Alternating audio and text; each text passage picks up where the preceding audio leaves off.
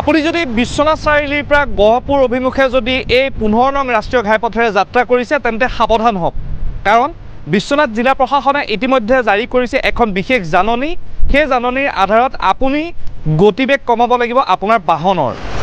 কিন্তু কিয় চাওক আমাৰ এই ভিডিঅ'ত সবিশেষ। আপুনি লাহৰীজানলৈকে 40তকৈ ওপৰ নাযাব, তাৰপিছত যাব হা। লাহৰীজান বুলি এটা চেণ্টাৰ আছে একদম আগত, 5-6 কিলোমিটাৰমান আগত, তালৈকে শ্ল'ত যাব, 40তে যাব হা। एनिमल क्रॉसिंग কৰি আছে নে वायरिंग ना? ठीक है, थैंक यू। कहाँ से है? तो ये अरुणाचल जा रहा है। ये वाइल्ड एनिमल क्रॉसिंग हो रहा है, तो एक आगे में एक सेंटर है लाहौरीजान बोलता है। ये वाला टर्निंग नहीं, आगे में और एक बड़ा टर्निंग मिलेगा, वहाँ तक आप 40 में ही जाइए, ठीक है हाँ। नहीं तो एक्सीडेंट होने का चांस है मतलब हाँ।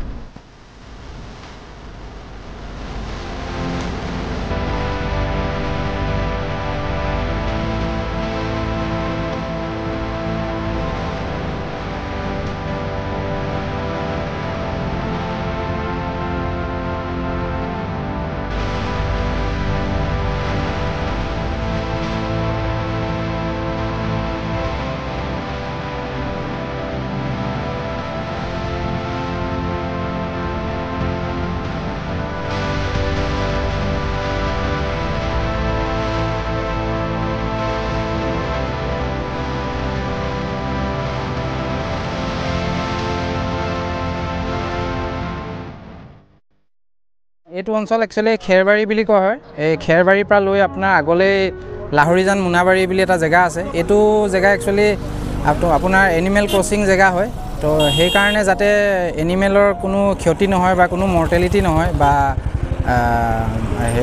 মানুহৰেও হওক মানে কোনো ক্ষতি নহওক, এক্সিডেণ্ট যাতে নহওক, হেৰিয়াৰ কাৰণে আমি এনেকুৱা পদক্ষেপ লৈছোঁ যাতে এইটো এৰিয়া যেতিয়া যান বাহনসমূহ যায় 40 কিলোমিটাৰৰ ওপৰত যাতে নাযায়।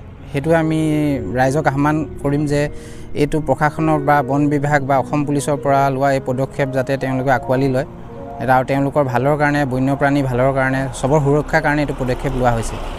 এইটো একচুৱেলি এই অঞ্চলটো একচুৱেলি নিতেই কাষতে কাজিৰঙা হস্ত সংযোজন লাগিয়ে আছে। সেইটো কাৰণে এইটো এটা পেছেজ হিচাপে এনিমেলে ইউজ কৰি, তো যোৱা বছৰ আমি এনেকুৱা পদক্ষেপ লৈছিলোঁ আৰু যাৰ আমি মানে ৰাইজৰ পৰা বহুত ৰাইজে এইটো বস্তু একদম আঁকোৱালি লৈছিলে। আৰু এইবাৰো আমাৰ লগত ৰাইজ আছে, প্ৰশাসন চব আছে আমাৰ লগত। তো এইবাৰো আমি এনেকুৱা ব্যৱস্থা কৰিম যাতে আমাৰ ৰাতি ইয়াত ষ্টাফ থাকিব পৰা যায়, পুলিচৰো থাকিব। আমিও যিমান পাৰোঁ এইটো মানে হেৰি কৰিবলৈ ট্ৰাই কৰিম মানে।